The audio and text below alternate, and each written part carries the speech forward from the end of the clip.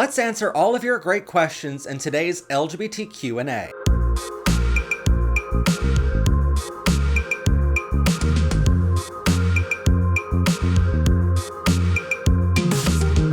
Welcome everyone to Powered Brainbows. I'm of course your host, Professor Pride, and today I'm answering all of your LGBTQ related questions. But before we begin, all of our questions are going to be answered in this main episode in a rapid fire succession so we can get through as many as possible. But for our members here on YouTube or on Patreon, you can see the unedited versions of all of our answers over there. So if you're not a member already, go and subscribe to see plenty of great behind the scenes content and way more like this exclusive extended version. So first question up today, what is the most frustrating thing you ever had to deal with either online or offline as a queer person? Honestly, it's got to be the J. Edgar Hoover letter to the editor years ago or the mistranslation of the Bible. You have this J. Edgar Hoover who was the head of FBI for the United States for many, many years. He was a gay man himself, and to throw suspicion off of himself for the government who didn't like gay people at the time, he wrote this letter to the editor, an opinion piece to this major newspaper saying that how we catch pedophiles is we first catch gay people. And it's like, there's no evidence of that at all. There was nothing to substantiate those claims, and even he later admitted it. We talked about that in a recent episode. This all stemmed from that. Everyone calling LGBT people groomers or pedophiles now all stems from that false letter years ago. And then the mistranslation of the Bible makes people think that it's a sin to be gay, even though it's not in any major religion of the world. What's your favorite thing to do when you're not making videos? If I'm honest, my husband. No. Seriously though, we love traveling and exploring. We love learning about history. So are you going to be doing any more YouTube videos with Mr. Nutterbutters in them? Yes, we have done plenty of videos with him. We wanted to do so many more like comedy sketches and things with them that didn't really relate to our LGBT education content here on our channel. He shot me in the eye. So we created an entire other YouTube channel called Dabbing Giraffe to allow them to have their own platform where we can do all these different sketches and things with them that won't take away from anything that we have here. From a scale of 1 to 10, how awesome are you? Trick question, the answer is 11. Thank you. What do you think is the main cause for queer phobia? I think it's education. Honestly, that's why we try to educate so much here on our channel, because so many people have this lack of understanding of our community, and that lack of understanding creates fear, and then that fear is pushed onto us and creates this hatred of our community. I think it also stems sometimes from our own community where, look, I know we're hated on so much and we're discriminated on so often that it's hard to distinguish that hatred from someone who's trying to better themselves and they don't know any better. But sometimes we've seen in our own comment section where someone's genuinely trying to learn, trying to better themselves and be an ally, and they're immediately attacked, and people will say, how dare you not already know this? What was it like living as a queer person before coming out? Honestly, it was like hiding everything in my personality. It wasn't like I was trying to hide love. I was hiding everything about me as a person. I was throwing myself into my work 24/7. My company was everything consuming in my life, and I didn't want people to even see a glimpse of who I was as a person. I tried doing that for many years, 25 years actually, and then I finally realized, like, this is who I am, and I need to, at some point, be able to smile and be happy. Are you still going to Schuylkill Pride, or even recommend going to Pride after what your last video covered? Yes. So if you're not aware, our last video covered all the problems at Pride events, like them being greedy, changing prices, vendor fees, making it extremely expensive for event goers to go to these events. In that episode, I also covered how there were 2 Pride events that did not fit into that mold, that are not greedy. And those are Schuylkill and Berwick Pride events. Those are the 2 that we've run into that don't fit into that mold. And so we're still going to both of those Pride events this year. Where does the invalidation of AroAce identity stem from? I think it's the connection between what they know and what they don't know. I'll explain that. So if you're a straight man and you're attracted to women with blonde hair, right? You can sort of understand that other men are attracted to women with brunette hair or red hair or whatever, right? And so there's that connection going, okay, other people are attracted to different things, right? And so gay people are just attracted to other men. And I can understand that. They can bridge that gap kind of easily, right? With a little bit of education, right? But for AroAce people, they start to think, well, wait a minute, you don't love anyone? How is that possible? You know? And I think there's that really lack of education. So this might seem a little strange, but is there a good way to help with overstimulation at Pride events? I'm autistic and not so good with big crowds and loud music and highly sexualized atmospheres. I completely understand where you're coming from on that. Larger Pride events like New York, San Francisco, or Washington, D.C., or something like that, big city Pride, they do have loud music, a big, huge crowd. They have, adult things happening in the corners and stuff like that. And it's not in the Pride event itself, but it's off in the corners and stuff like that. So you definitely want to stay away from like the bigger city prides. But what I would say is go to a smaller town pride. Reach out to them to see if they're autistic sensitive. So a lot of Pride events will actually help with autistic sensitivity, where they separate vendor spaces to be more spaced out so it's not as crowded. They'll ask the DJ to lower the volume of the music overall to be more sensitive to that. They'll ask vendors to not use so many absolutely bright colors in their advertising. So you're going to notice like our banner for our PBR booth is a lot more softer tone of a rainbow flag. So it's not so like in your face. But overall, smaller town prides don't have the sorts of things bigger ones do, where you're not going to see adult things happening over in the corner. And that's the same reason if you're bringing your children to a Pride event, that's why I suggest going to a smaller town Pride event. If you can give bioluminescence to any real, currently living, non-extinct animal, which would you choose? Probably a chocolate Labrador Retriever would be my first choice there, because it's my persona and I love puppies so much. I love Labradors. But if I could choose a second one, I would probably say it like a goat, just because I play Ark and I love Shinehorns. They're adorable and I want them to be a real thing in real life, just so I can pet one and it can light up and it'd be cute as hell. What's your favorite food and drink? Well, definitely spaghetti and meatballs. And I know you're probably thinking, why meatballs? Like, you can have spaghetti on its own. It's like, no, nothing's good without balls. And then drink would probably be chocolate milk, hands down. What's the smallest change you've made that's had the biggest impact? Honestly, it's just not caring about all of the haters. I used to spend so much of my day, especially on YouTube on this channel, responding to all the haters and, trying to get them to come over to our side and everything like that. And it's like, after years of doing it, I finally realized it's not worth that time investment. Advice on dating: just be true to who you are, because eventually people are going to see through it.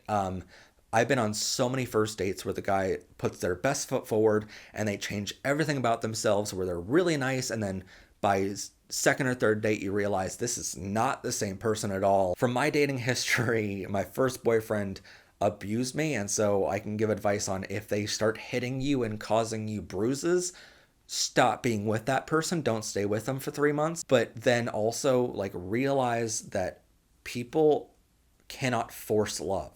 Like, with my past relationships, I've learned that I was trying so bad to be with them that I felt like I loved them no matter what they did wrong. Honestly, people used to tell me all the time that you're going to feel so much different than any other relationship once you find your soulmate. It's going to just be monumentally different in that relationship. And I never really believed them until I met my husband, where our first date, it immediately felt like we were best friends. And where we just started talking like we're, catching up from old times kind of thing, instead of like telling each other about our lives before we met each other. And then, like, on our first date, I remember seeing him for the first time and just going, oh my God, your profile pictures on Grindr did not do you justice of how cute and sexy you are. We went on this really long drive. Like, I'm talking, we were hours away from where he parked his car. And I made this really weird joke where he said, hey, by the way, I'm having a great time. I hope you are too. And I go, oh, I'm glad one of us is. And he goes, oh my God, that's such a dark joke. And it's such a risky joke to make in the middle of nowhere, hours away from his car. So don't be afraid to make a joke. But one thing he's taught me is, in the first part of our relationship, every so often he would ask me, like, by the way, I'm really happy in this relationship and I hope you are too. How are you doing? And that reassurance really helped me, because a lot of times we get scared of, I hope I'm doing everything right. I hope I'm okay here. How is the other person feeling? And then all of a sudden your partner will come up to you and say, by the way, I'm really happy in this relationship and how it's going. I hope you are too. And that just immediately squashes those fears and lets you know that you're okay. Ever been to Voices of Pride or Gay Men's Chorus concert? No, I've never been, but I really want to go. They sound awesome. Do you think pineapples are secretly pine cones? Well, I don't know about that, but I definitely know that pineapples do not belong on pizza, and I know in the comment section I'm about to get completely hounded by a million comments, and I hope you know that you're only helping the algorithm. Favorite musical? I know a lot of LGBT people like theater. Well, my husband is definitely one of them. He loves musicals. Over the years, I've filmed hundreds upon hundreds upon hundreds of musicals for my commercial videography business back in the day. And when you're filming them, you have to edit them, which means you have to watch them over and over and over again. And so that gets kind of tiring. And so some storylines kind of wear out over the years in your brain and it fries you. Other times the storyline kind of gets taken away by like all the, teenagers whose voices are all changing and crackling, trying to perform these high notes. It's so distracting sometimes. And it's probably the reason why I don't like Wizard of Oz anymore. But I will say my favorite is probably West Side Story, just because the storyline, even though it was written so many years ago, it still relates to our society nowadays. And it's a great example of our society where basically two groups of people are fighting and willing to kill each other over absolutely stupid reasons. So it's sort of like this really good example of what society really looks like in a musical, and I love it for that reason. And I wish more people saw the storyline of West Side Story and understood that the things they fight for are not worth killing each other over. Your opinion on LGBT book series for kids? I did not read the specific one you're talking about, but I am actually an LGBT illustrator and author for children's books for my Shadows First series. This year we're coming out with Shadows First Pride event. I'm really, really proud of it, and I think it really helps kids understand this is normal to love someone different, or to, question your gender is completely valid. It's trying to understand why these people out there think that, I don't want other people to tell my kids what to read, but I want to be able to tell your kids what to read and what not to read. And it's like, it's so exhausting having that argument with people that I just gave up over the years. And that's why I think specifically children's book series are so important, because it's showing the next generation this is how to love people that are different than you sometimes. Who is your favorite character in the Super Mario franchise? Well, I love Yoshi, of how cute he is and adorable. And it's probably the reason why this year we have a new pin design with a little dinosaur behind a pride flag. How has homophobia affected you? Well, my husband and I don't really get the harsh homophobia of like walking down the street and hearing slurs called out to us or getting beaten up or anything like that. Knock on my husband's wood. But for us, it's sort of like the subtle homophobia more than anything else that we see. Like going to a restaurant and getting treated a little bit differently than everyone else there, or we'll go to a hotel and we'll have to sign a contract that none of our straight couple friends staying there as well have to sign ever. And so that's kind of weird. Why do you think homosexuals get asked more questions about their sexual history more than heterosexuals? I think it's because of that J. Edgar Hoover letter years ago. Honestly, it all stems from that, which is sad because people are so fascinated by the gay community, even though straight people all the time love touting how many people they've been with. Straight men especially have little contests between their friends group of like, I've had this many partners, and it's like a conquest to them of how many people they can be with. But yet for gay people, it's suddenly like, oh my God, you've been with more than one person your entire life? Oh my God, how dare you, And it's especially weird for me to hear as a gay man who's only had a body count of one, my husband. He's the only man I've ever been with in that way. And so it's really odd for me to hear people go, oh my God, gays have been with so many different people. And I'm like, I'm with one, only been with one. Very happy with that one, by the way. No need for others. And like, they're sort of amazed by that. And I really get upset by the idea that somehow we're dirty or that we're with more people just because we're gay. I wish society would stop slut-shaming everyone else for no freaking reason at all. It's like, you've lived your life the way you wanted to live it. Let other people live their life too. And I think that sort of contributes to the hatred or the phobia for asexuals, where it's like, oh, well, gay people have been with so many people and straight people have been with so many people. How come you don't want to be with anyone? And sort of the slut shaming becomes phobia against the asexual and aromantic people. If you were an animal from land and the sea, what type would it be?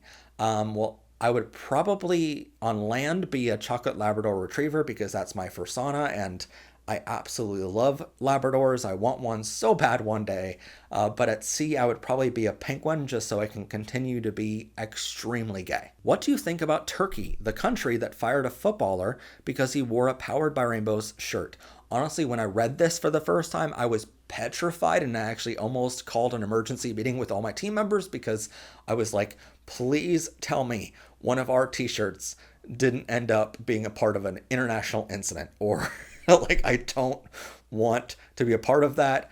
I don't think we're ready for that kind of attention that fast. Like I want to go viral, but not that way, okay? Like I was really afraid of it. Then I looked it up and it was a Powered by Pride t-shirt, not a Powered by Rainbows t-shirt, and I was like, phew, dodged a bullet there. But still a terrible thing that happened.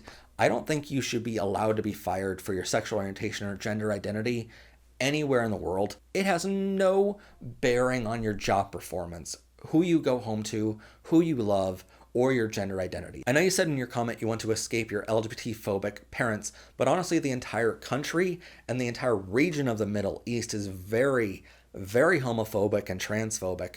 Most of the countries there have laws that either will imprison you for being gay and trans, or they will outright execute you for being gay or trans. The only country which does not have those laws in the Middle East is Israel. That is it. Every other country is just terrible on LGBTQ rights. And so there's organizations out there like Rainbow Railroad, I believe it's called, where they will help you escape those countries to more accepting communities. And I truly don't really understand why so many LGBTQ people are so supportive of these governments that would completely kill them if they had the chance. Do you drink alcohol? No, never. It's honestly one of those things where I just really do not like the taste. I've tried a couple different things now and I just don't like it. And not to mention a couple of my friends actually ended up dying from alcohol related things. So I just don't get the appeal. What is the purpose and meaning of our lives outside of reproduction and family lineage as queer people who can't or won't bear offspring? Well, I think what you're saying is false entirely there because LGBTQ people can still have offspring. First off, gay couples can adopt. We can do in vitro fertilization to have our own children. We can also, bisexual couples can have kids of their own on their own. You have transgender people can have babies on their own. Men can get pregnant. I know some right-wing idiot is going to clip that out of this video, but it's true. Trans men can get pregnant. So, like, it's not true at all that we can't or won't bear offspring. So anyway, that's all of our questions for today. If you have any more for next time, please leave them in the comments down below. Please go check out ProfessorPride.com to stock up on all of the items you might need this Pride season to show your pride. Thank you all so much for watching. Have a gay day, everyone. And as always, bye for now.